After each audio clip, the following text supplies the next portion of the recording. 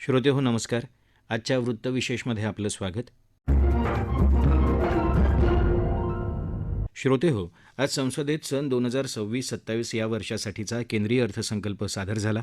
केंद्रीय अर्थमंत्री निर्मला सीतारामन यांनी सादर केलेला हा सलग 9वा अर्थसंकल्प देशाच्या इतिहासात पहिल्यांदाच साप्ताहिक सुट्टीच्या दिवशी सादर केला गेला. हेही एक विशेषच.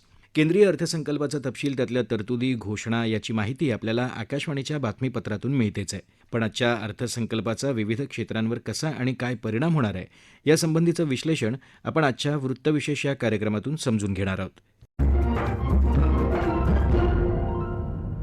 विकसित भारताचं उद्दिष्ट डोळ्यासमोर ठेवून आर्थिक विकासाला वेग देण्यासाठी विविध 6 क्षेत्रात कार्य करायचं उद्दिष्ट अर्थसंकल्पात व्यक्त केलंय.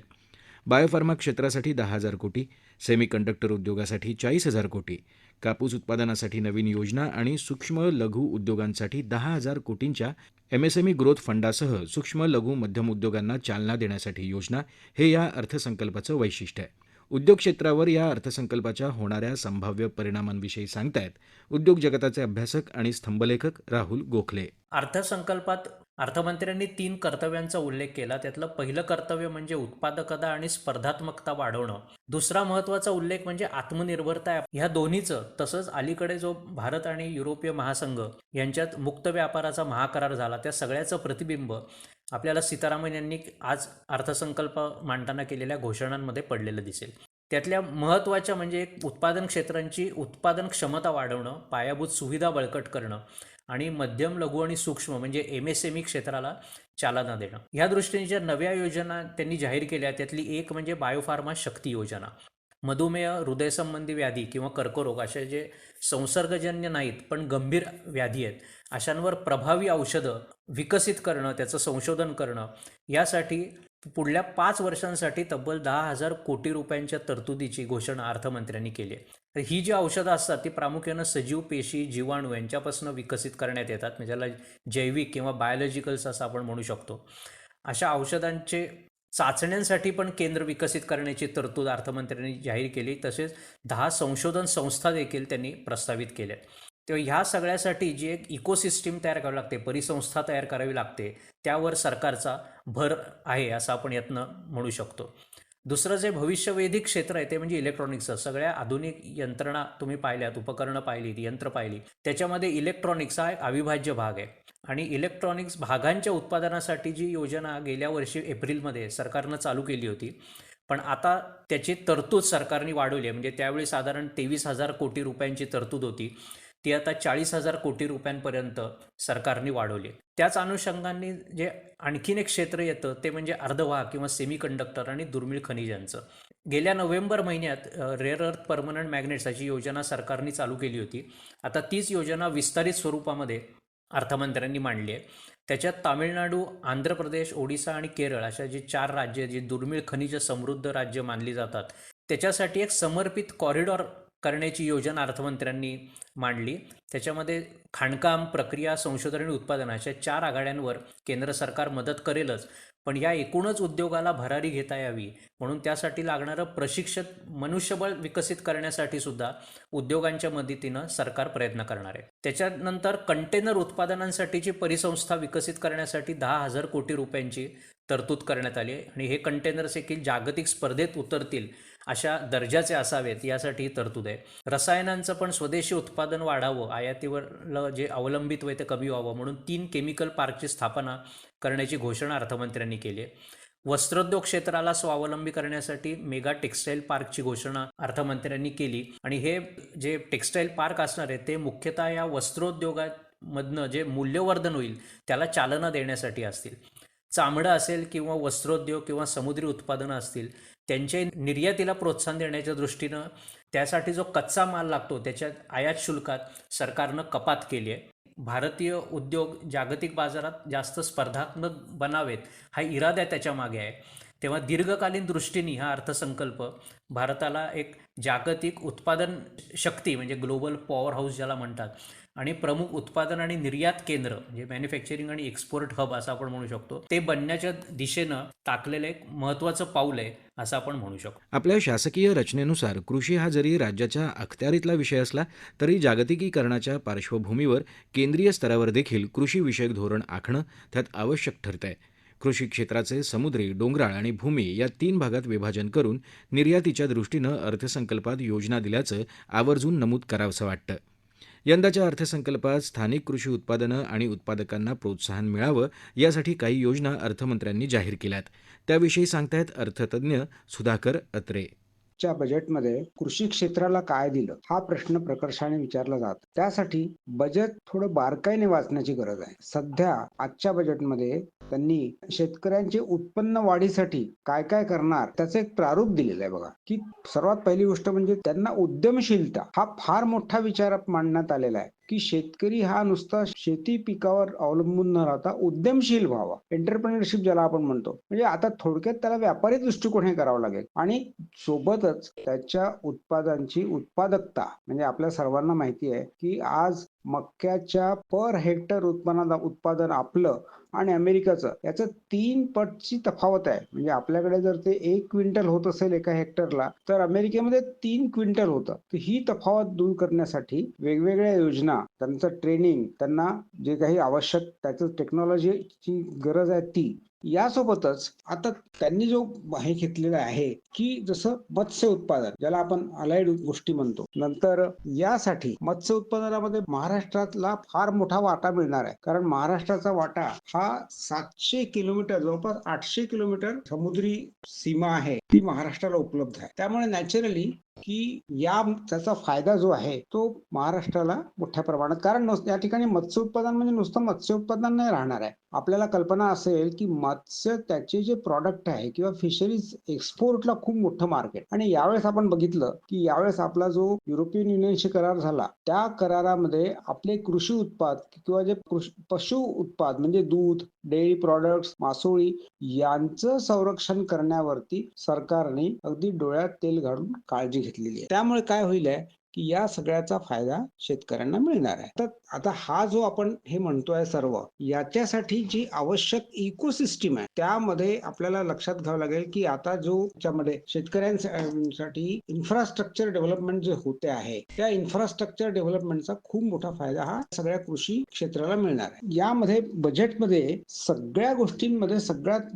महत्वाचा जो पॅरा आहे तो आहे डायव्हर्सिफाय फार्म आउट. आपले जे शेतकी उत्पाद आहेत म्हणजे कृषी उत्पाद आहेत त्यांना त्याच्यामध्ये विविधता आणणे, त्यांची प्रोडक्टिव्हिटी वाढवणे, उत्पादन क्षमता वाढवणे आणि याद्वारे शेतकऱ्याचे उत्पन्न वाढवणे. तर यामध्ये जो नवीन एक कन्सेप्ट मांडण्यात आलेला आहे नारळ आणि सँडलवूड, नंतर कोका आणि काजू या गोष्टींचा समावेश त्या मिशन मध्ये करण्यात आलेला आहे. याचा नक्कीच फायदा शेतकी उत्पादकांना होईल. अर्थसंकल्पात नेहमीच प्रत्यक्ष आणि अप्रत्यक्ष कररचनेत केले जाणारे बदल महत्त्वाचे ठरतात. याबाबत सामान्य जनतेलाही उत्सुकता असते. यंदा कररचनेत मोठे बदल केलेले नाहीत, मात्र कर सुलभीकरण निश्चित केलंय. याविषयी तसंच या अर्थसंकल्पात महिलांविषयी काय तरतुदी आहेत ते जाणून घेऊयात सनदी लेखापाल अमृता कुलकर्णी यांच्याकडून. 6 दशकांहून जुना इन्कम टॅक्स ॲक्ट 1961 आता बदलून इन्कम टॅक्स ॲक्ट 2025 लागू होणार आहे. हा कायदा 1 एप्रिल 2026 पासून लागू होत आहे आणि यामुळे आयकराचे नियम किंवा तत्त्व खूप सोपे आणि स्पष्ट बनतील, ह्यात काही वाद नाही. अर्थसंकल्पात या बदलाची घोषणा म्हणजे एक ठोस आणि महत्त्वाचे पाऊलच म्हटलं पाहिजे, कारण यामुळे कर प्रक्रिया तर सुलभ होईल, शिवाय कंप्लायन्स बर्डनसुद्धा खूप कमी होण्याची अपेक्षा आहे. याचबरोबर स्मॉल टॅक्स पेअर्स म्हणजे विद्यार्थी, नवउद्योजक किंवा तरुण व्यावसायिक जे आहेत त्यांच्यासाठी एक ऑटोमेटेड रूल बेस्ड प्रक्रियेचा प्रस्ताव आहे. यामध्ये आहे ना लोअर किंवा नील TDS सर्टिफिकेट मिळवणं खूप सोपं होणार आहे. त्याचबरोबर फॉरेन असेट डिस्क्लोजर म्हणजे विदेशी मालमत्तेची माहिती देण्याची जर तुमची हुकली असेल तर तुम्हाला 6 महिन्यांसाठी एक संधी मिळाली आहे. यामध्ये तुमची विदेशी संपत्ती उपलब्धी तुम्ही 6 महिन्यांमध्ये नोंदवायची ॲम्नेस्टी स्कीमसारखं, आणि त्यामुळे तुमचा अनावश्यक दंड पण कमी होणार आहे. त्याचबरोबर टॅक्स कलेक्टेड ॲट सोर्स म्हणजे TCS ह्याचे जे दर होते शिक्षणासाठी, वैद्यकीय कारणांसाठी किंवा परदेश भ्रमणासाठी, ते 5 ते 20% रेंजमध्ये होते, ते आता बदलून फ्लॅट 2% करण्यात आलं आहे. त्यामुळे विद्यार्थ्यांना किंवा व्यावसायिकांना किंवा परदेशी शिक्षण घेणाऱ्यांना पैशांची देवाणघेवाण करताना त्यांच्या कॅश फ्लोवर नक्कीच फायदा होऊ शकतो. याशिवाय इन्कम टॅक्स रिटर्न फायलिंग म्हणजे ITR भरण्याची तारीख 31 जुलैपर्यंत आहे ITR 1 आणि 2 भरण्यासाठी आणि 31 ऑगस्टपर्यंत नॉन ऑडिट बिझनेस रिटर्न्ससाठी. त्यामुळे सुद्धा खूप सुटसुटीतपणा आलेला आहे. सगळ्यांना अकॉर्डिंगली प्लॅन करता येईल, व्यावसायिकांना आणि टॅक्स पेअर्सना. ह्यामुळे भरपूर वेळ मिळेल शांतपणे त्यांचे रिटर्न्स फाईल करण्यामध्ये. आजच्या अर्थसंकल्पात आयकर स्लॅबमध्ये जरी थेट बदल नसला तरी त्याच्यामध्ये भरपूर सवलत किंवा वाढ आज केली जरी नसली तरी इन्कम टॅक्स ॲक्टचं पुनर्लेखन आणि संपूर्ण रेकॉर्ड टाईममध्ये नवीन कर कायदा लागू करण्याचा निर्णय हा निश्चितच एक महत्त्वाचा आणि ठोस निर्णय म्हणावा लागेल. तरुण व्यावसायिक किंवा छोटे करदाते यांच्यासाठी कंप्लायन्स सुलभ करणारी व्यवस्थाही देण्यात आली आहे. Automated certificate, disclosure window, TCS rates म्हणजे एकंदरीत हे बजेट टॅक्स रिलीफमध्ये ढकलले नसले तरीसुद्धा कंप्लायन्स किंवा सुधारणा किंवा लॉ मॉडर्नायझेशनमध्ये बदल देणारे आहे असं म्हणायला हरकत नाही आहे. आजच्या अर्थसंकल्पामध्ये महिलांसाठी विशेष घोषणांची रूपरेषा आहे. यामध्ये प्रत्येक जिल्ह्यामध्ये मुलींकरता हॉस्टेल तयार करण्याचा प्रस्ताव आहे. यामुळे ग्रामीण भागातील शिक्षणातल्या धोरणांची शक्ती वाढणार आहे. महिलांच्या सुरक्षितेसाठी सुद्धा ह्याच्यामुळे मदत होणार आहे. त्याचबरोबर मागच्या अर्थसंकल्पात लखपती दीदींची घोषणा केली होती या योजनेची. त्याच्या यशानंतर यावेळेला शी मार्ट्स म्हणजे सेल्फ हेल्प एंटरप्रेन्युअर मार्ट्स म्हणजे ग्रामीण भागात महिलांनी तयार केलेल्या उत्पादनांसाठी शी मार्ट्सची निर्मिती केली जाणार आहे. म्हणजे SHG पासून SHE पर्यंतचा हा प्रवास नक्कीच स्तुत्य आणि कौतुकास्पद आहे. यामुळे खूप प्रोत्साहन तर मिळणारच आहे. याशिवाय महिलांसाठी वेगवेगळे कौशल्य आत्मसात करण्यासाठी विविध इन्स्टिट्यूट्स, स्किल डेव्हलपमेंट ऑर्गनायझेशन्स यांच्यासुद्धा प्रस्ताव निर्माण केलेला आहे. महिलांसाठी अतिरिक्त कॉलेज आणि ट्रेनिंगच्या सुविधा देखील दिल्या आहेत. यामुळे निश्चितच सर्वांना प्रोत्साहन मिळणार आहे आणि सस्टेनेबल डेव्हलपमेंट गोल्स म्हणजे SDGs यांसाठी सुद्धा एक परिपूरक आणि सर्वसमावेशक असं वातावरण आहे. स्थैर्य, राजकोषीय शिस्त आणि निरंतर विकासावर भर देणारा यंदाचा अर्थसंकल्प कृत्रिम बुद्धिमत्तेचा सकारात्मक वापर करण्यावरही भर देतो. याविषयी माहिती देत आहेत अर्थसल्लागार उदय तारदाळकर. या वर्षीचा अर्थसंकल्प यामध्ये सर्वात महत्त्वाचं म्हणजे सातत्य दिसत आहे. आणि गेल्या 2 वर्षांचा जर विचार केला तर साधारण 10 लाख करोड 11 लाख करोड इतका खर्च सरकारने केला आणि यावर्षी चक्क 12.2 लाख करोडची तरतूद आहे भांडवली खर्चामध्ये. अर्थात त्याचा जर आपण एक फॉलबॅक बघितला तर जे आर्थिक अहवालामध्ये पण सांगितलं गेलं की याचं जे प्रायव्हेट सेक्टर आहे त्यांच्याकडून पण अशा मोठ्या प्रमाणात या बाबतीत भांडवली खर्चाची अपेक्षा आहे. आणि ह्या खर्चामध्ये एक मोठा रेल्वे कॉरिडॉर करण्याचं निश्चित केलं आहे जो 7 ठिकाणाहून जाणार आहे. अर्थात त्याची सुरुवात मुंबई पुणेपासून होणार आहे. तर पुणे, अहमदाबाद, बँगलोर असा करत जाणार आहे. तर त्या एक मोठा ज्याला आपण म्हणतो की थ्रस्ट आहे एकूण कॅपिटल एक्सपेंडिचर म्हणजे भांडवली खर्चामध्ये.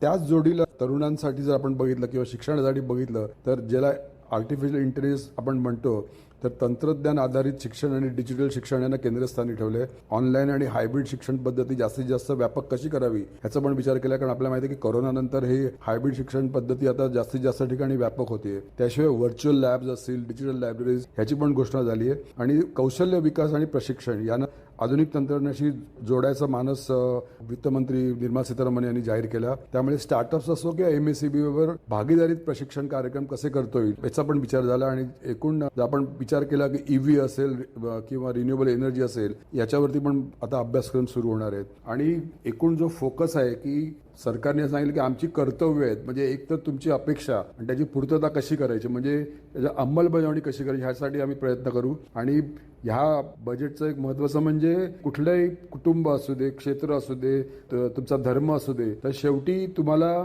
त्याची पूर्तता होण्यासाठी जे काही शेवटी ॲक्सेस लागतो म्हणजे जिकडे तुम्ही पोहोचू शकता अशा ठिकाणी पोहोचण्याचा प्रयत्न करा. आणि जी डेव्हलपमेंट होईल ती शाश्वत डेव्हलपमेंट होईल आणि 2043च्या विकसित भारताच्या दृष्टीने हे प्रयत्न करणार आहेत. श्रोतेहो, हा वृत्तविशेष कार्यक्रम आपण न्यूज ऑन AIR वरही लाईव्ह ऐकू शकता. याशिवाय आमच्या मुंबई एअर न्यूज या यूट्यूब वाहिनीवर या कार्यक्रमाचं ध्वनिमुद्रण आपल्याला कधीही ऐकता येईल. याबरोबरच आजचा वृत्तविशेष हा कार्यक्रम संपला. हा कार्यक्रम आकाशवाणी मुंबईच्या प्रादेशिक वृत्त विभागानं सादर केला. संपादन आणि सादरकर्त्या भावना गोखले, प्रसारण सहाय्य निकिता लाड, लेखन आणि समन्वय नरेंद्र बेडेकर आणि निवेदन तुषार पवार.